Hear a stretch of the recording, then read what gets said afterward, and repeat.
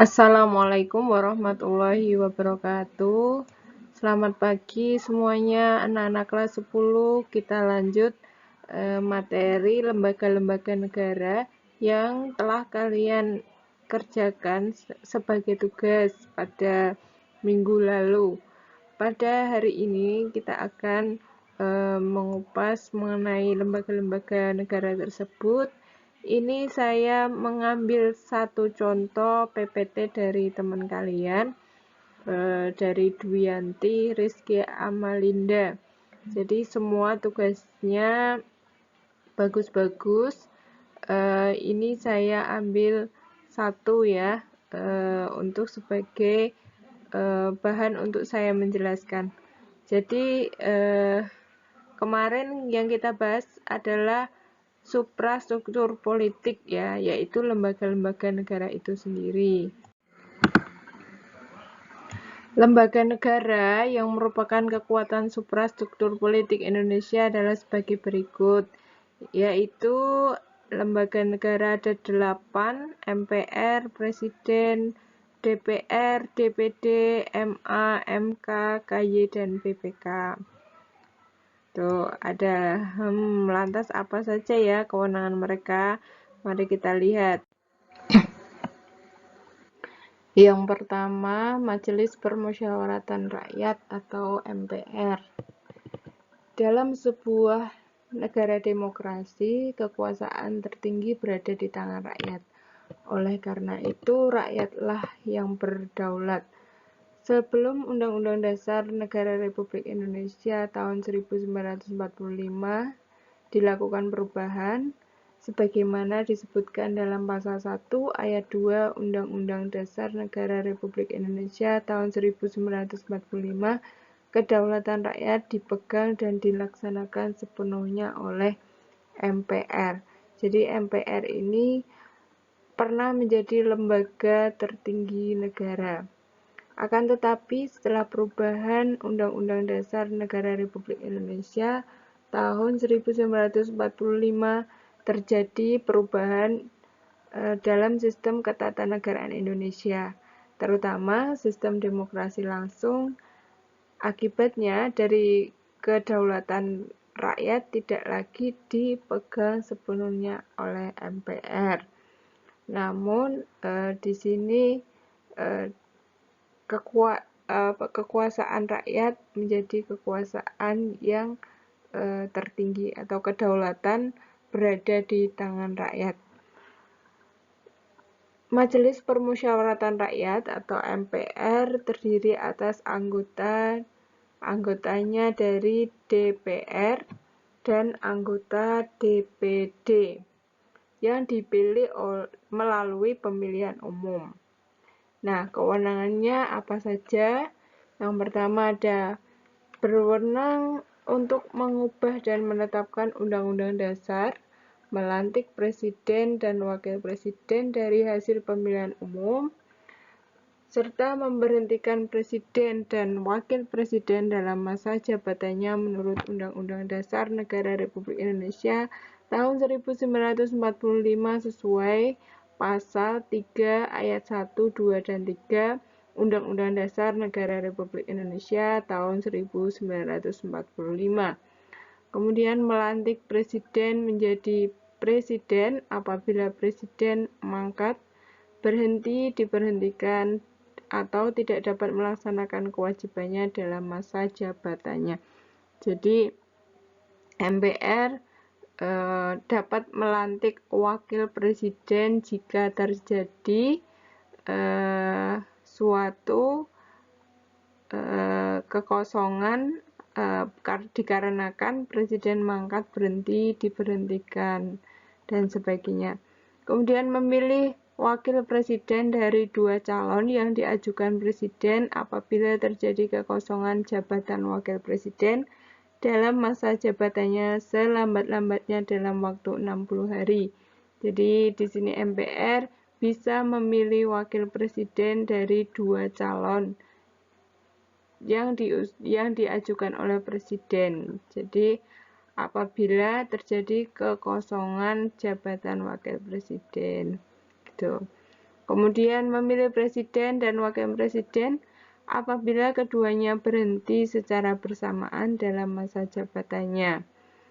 Jadi kalau presiden dan wapres itu keduanya berhenti, maka MPR memilih presiden dan wakil presiden dari 2 paket calon presiden dan wakil presiden yang diusulkan oleh parpol atau gabungan parpol yang paket calon presiden dan wapresnya meraih suara terbanyak pertama dan kedua dalam pemilihan umum sebelumnya. Jika hanya ada 2 pasang, berarti intinya dipilih presiden dan wapres itu dari 2 pasang itu yang diusulkan oleh parpol dan gabungan parpol yang mengusungnya selambat-lambatnya dalam waktu 30 hari. Dan MPR itu menetapkan peraturan tata tertib dan kode etik MPR. Ya, kode etik itu ya sama dengan peraturan, hal-hal yang diatur di sana. Berikutnya ada lembaga presiden. Kewenangannya apa? Yang pertama, mengajukan rancangan undang-undang kepada DPR. Presiden melakukan pembahasan dan pemberian persetujuan atas rancangan undang-undang bersama DPR, serta mengesahkan rancangan undang-undang menjadi undang-undang. Jadi seperti kemarin, contohnya adalah Undang-Undang Cipta Kerja. Awalnya adalah sebuah rancangan yang diusulkan. Jadi di sini presiden bisa mengusulkan rancangan tersebut kepada DPR, dibahas bersama DPR dan disetujui bersama atas rancangan undang-undang tersebut. Kemudian disahkan menjadi undang-undang. Ini ada di pasal 5 ayat 1 dan pasal 20 UUD 1945. Kemudian menetapkan peraturan pemerintah pasal 5 ayat 2. Ini poin pertama dan kedua ini adalah contoh kewenangan presiden sebagai kepala pemerintahan. Karena di sini presiden dengan sistem presidensial, maka presiden itu sebagai kepala negara dan juga sebagai kepala pemerintahan. Nah, bagaimana sebagai kepala pemerintahan? Nah, kita lihat selanjutnya. Memegang kekuasaan tertinggi atas angkatan darat, angkatan laut, dan angkatan udara, pasal 10. Menyatakan perang, membuat perdamaian dan perjanjian dengan negara lain atas persetujuan DPR, pasal 11. Menyatakan keadaan bahaya, pasal 12. Mengangkat duta konsul dalam mengangkat duta. Presiden memperhatikan pertimbangan DPR dan juga menerima penempatan duta negara lain dengan memperhatikan pertimbangan DPR. Ada di pasal 13. Nah, ini tadi dari yang memegang kekuasaan tertinggi angkatan darat, laut, dan udara sampai dengan yang terakhir tadi itu adalah kewenangan presiden sebagai kepala negara.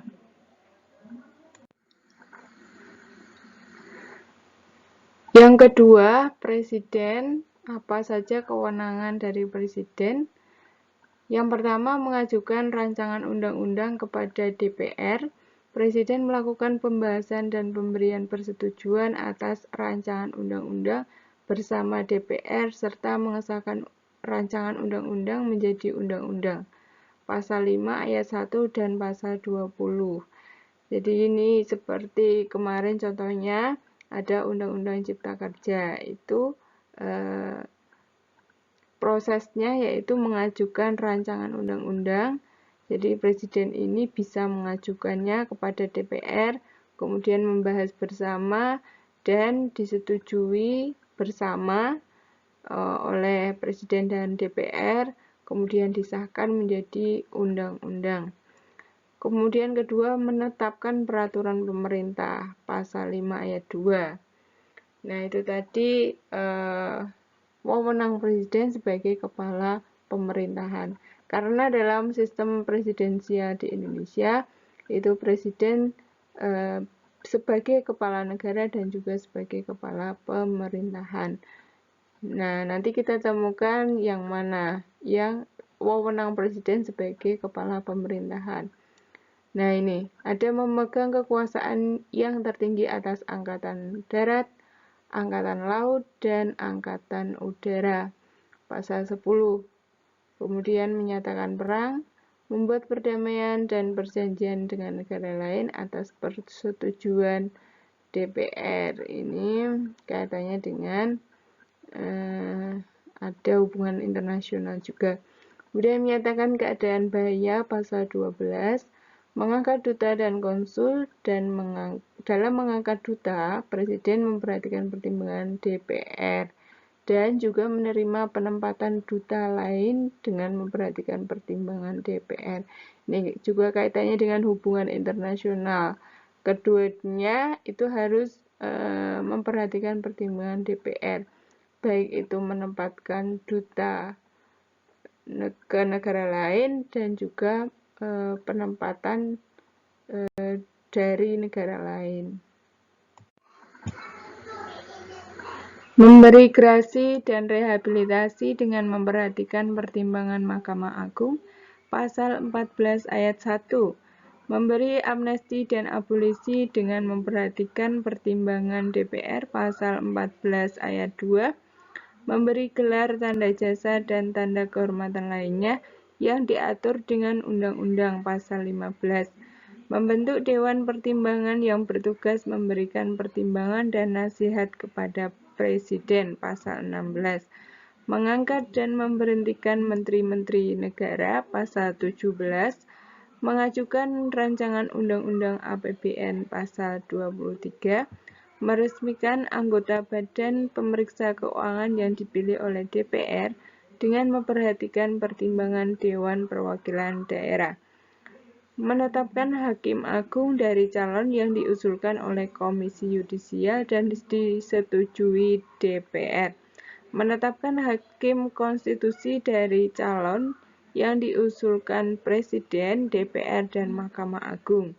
Mengangkat dan memberhentikan anggota Komisi Yudisial dengan persetujuan DPR. Berikutnya, Dewan Perwakilan Rakyat. Apa saja kewenangan dari DPR? Yang pertama, tugas wewenang sesuai fungsinya. Jadi pada pasal 20A ayat 1, fungsi dari DPR ada 3, yaitu fungsi legislasi, menetapkan undang-undang dengan persetujuan Presiden, fungsi anggaran, menyusun dan menetapkan APBN melalui undang-undang, dan fungsi pengawasan, yaitu mengawasi pelaksanaan pemerintahan oleh Presiden. Kemudian ada hak anggota DPR, yaitu hak interpelasi. Hak interpelasi adalah sama dengan mengajukan pertanyaan, yaitu hak DPR untuk meminta keterangan kepada pemerintah mengenai kebijakan pemerintah yang penting dan strategis, serta berdampak luas dalam kehidupan masyarakat dan bernegara. Kemudian ada hak angket. Hak angket itu mencari dan meminta keterangan, yaitu hak DPR untuk melakukan penyidikan terhadap kebijakan pemerintah yang penting dan strategis serta berdampak luas.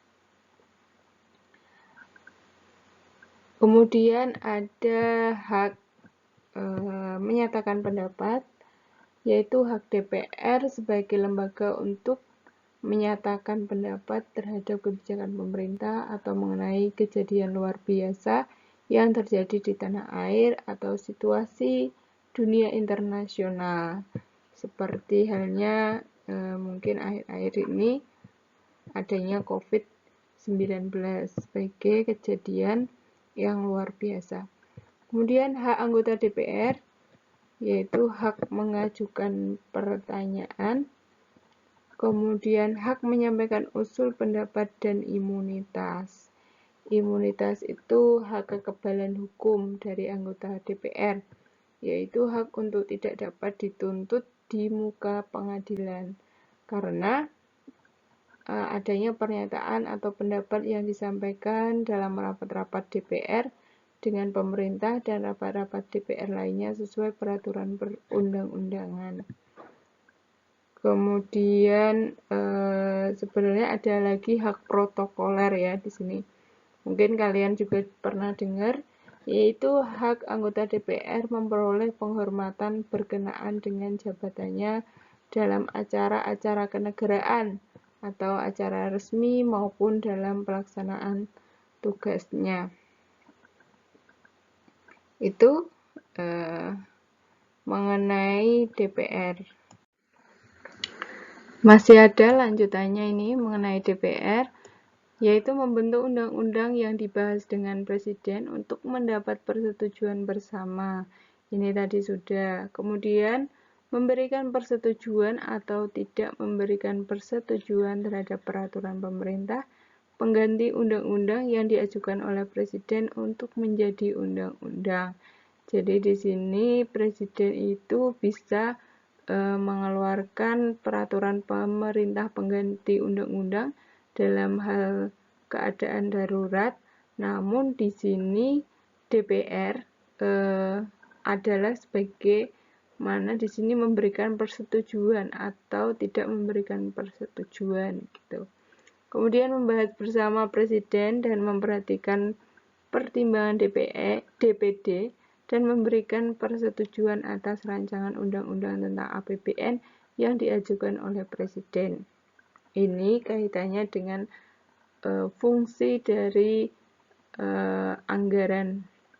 Memberikan persetujuan kepada Presiden untuk menyatakan perang dan membuat perdamaian dengan negara lain. Ya, tadi di kewenangan Presiden sebagai kepala negara itu kan menyatakan perang.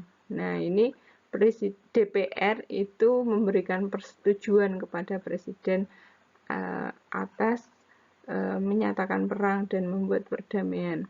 Memberikan persetujuan atas perjanjian internasional tertentu menimbulkan akibat yang luas dan mendasar bagi kehidupan rakyat yang terkait dengan beban keuangan negara dan atau mengharuskan perubahan atau pembentukan undang-undang. Jadi ini dalam hal melakukan perjanjian internasional juga DPR bisa memberikan suatu persetujuan.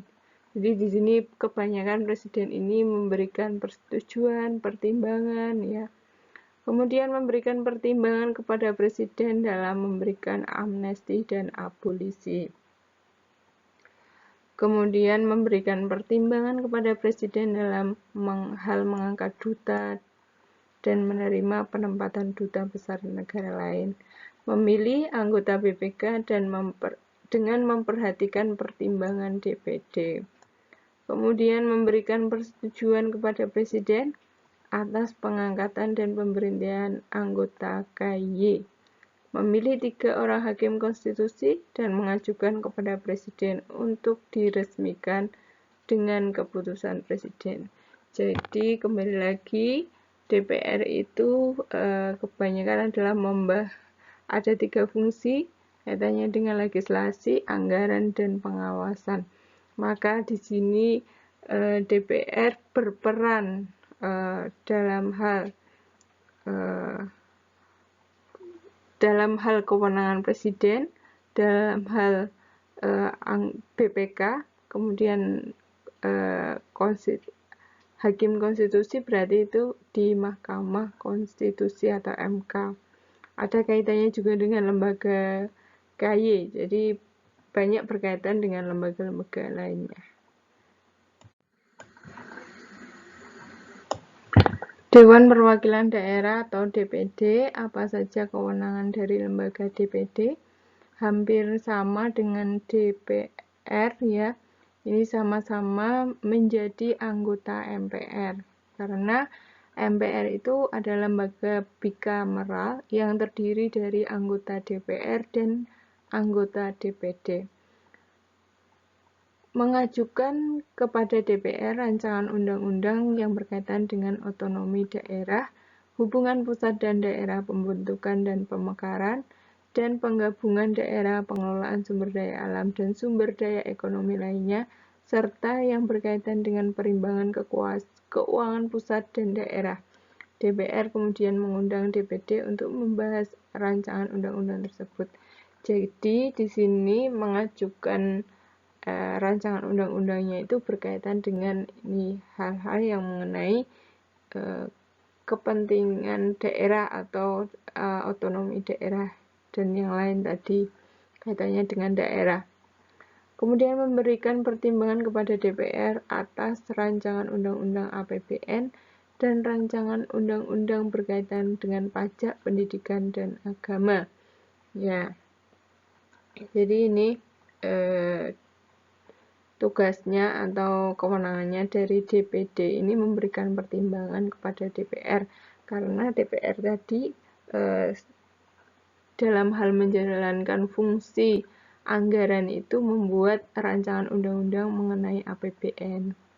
Kemudian memberikan pertimbangan kepada DPR dalam pemilihan anggota BPK. Ya, jadi tadi tidak hanya DPR sendiri dalam memilih anggota BPK, tapi di sini ada pertimbangan dari DPD. Melakukan pengawasan atas pelaksanaan undang-undang mengenai otonomi daerah, pembentukan, pemekaran, dan penggabungan daerah, hubungan pusat dan daerah, pengelolaan sumber daya alam, dan sumber daya ekonomi lainnya, melaksanakan APBN, pajak, pendidikan, dan agama. Jadi ini juga melakukan pengawasan. Kemudian menerima hasil pemeriksaan negara dari BPK untuk dijadikan pertimbangan bagi DPR tentang rancangan undang-undang yang berkaitan dengan APBN. Jadi ini nanti BPK itu setelah memeriksa keuangan, hasilnya diberikan kepada DPD juga. Jadi DPD ini menerima sebagai bahan pertimbangan DPR tentang rancangan undang-undang berkaitan dengan APBN. Jadi sebagai evaluasi. Kemudian anggota DPD juga memiliki hak menyampaikan usul, pendapat, dan imunitas, membela diri, serta hak protokoler. Jadi hampir sama dengan DPR, DPD pun memiliki hak untuk legislasi ya. Anggaran juga ada, pengawasan juga ada. Jadi hampir sama, cuma tadi ada bedanya. Yang diajukan rancangan undang-undangnya itu adalah berkaitan dengan daerah.